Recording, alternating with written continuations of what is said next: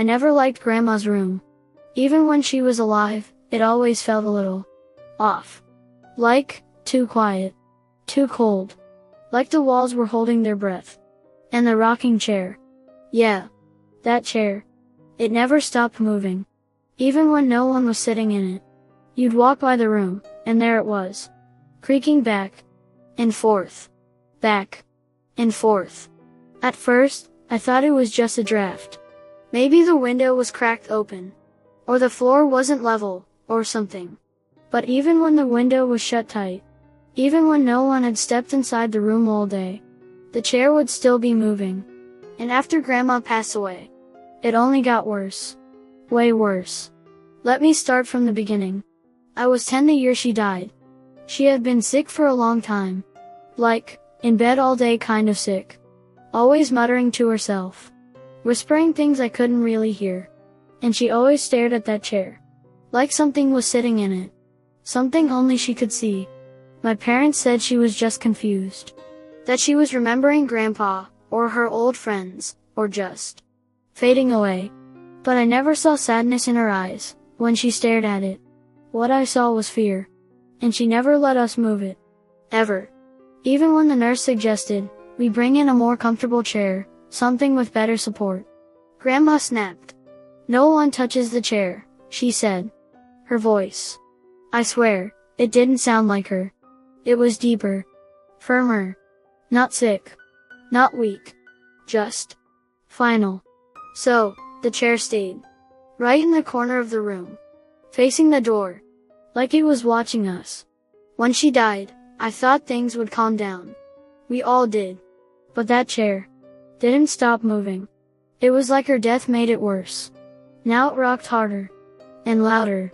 Sometimes, we'd find it facing a different direction. Sometimes, it'd be dead still all night. Then suddenly creak into motion, at 3 a.m., always at 3. We cleaned out her room, about a week later. Mom cried while packing her sweaters. Dad mostly stayed silent.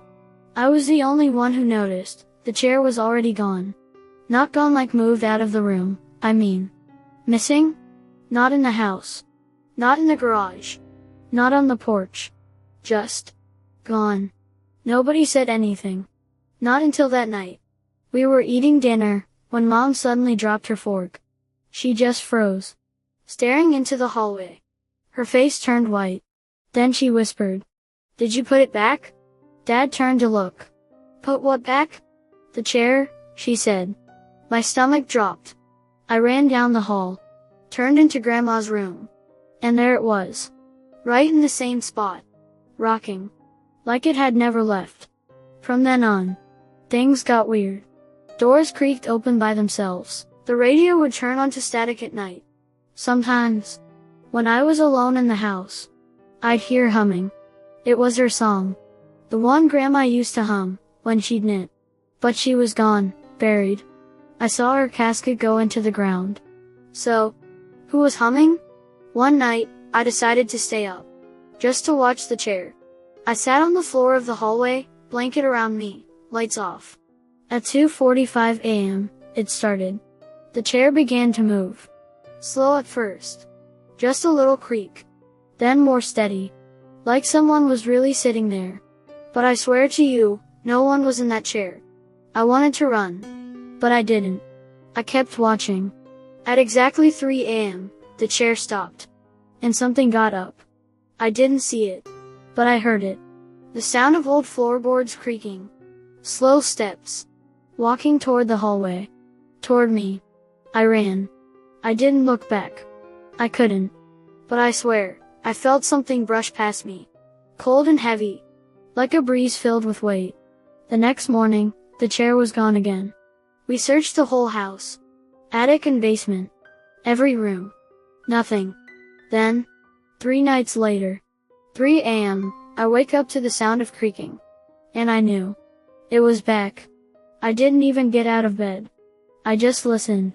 The rocking went on for 10 minutes. Then silence. And then, a whisper. Just outside my door. Come sit with me. I screamed. My parents came running. But the hallway was empty. The chair was back, in Grandma's room. And this time, it was facing the bed. That was when I told them everything. Mom didn't believe me. Dad said I was just dreaming. But I knew it was real. That night, I locked my door. I pushed my dresser in front of it. I didn't sleep. And at 3 a.m., I heard it again. Not just the rocking, but breathing. Right outside my door. Shallow. Raspy. Like lungs full of dust. And then, a knock. Just one. Soft. But sharp. I held my breath. Then I heard her voice. "It's time, sweet boy." My blood turned to ice. No one called me that, but Grandma.